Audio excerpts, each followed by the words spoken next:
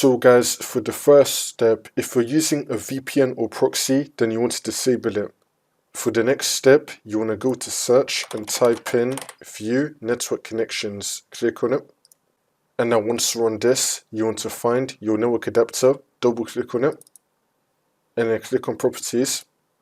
And then click on Internet Protocol version 4.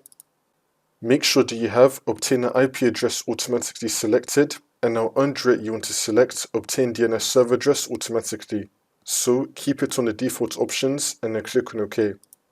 For the next step, you want to go to search and type in CMD.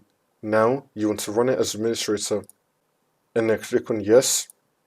And now once you're on this, you want to type in ipconfig space /flush DNS and then click on enter. And now you want to type in netsh space winsock space reset and then click on enter again. And now for the last step, you want to restart your computer and then the problem should be fixed.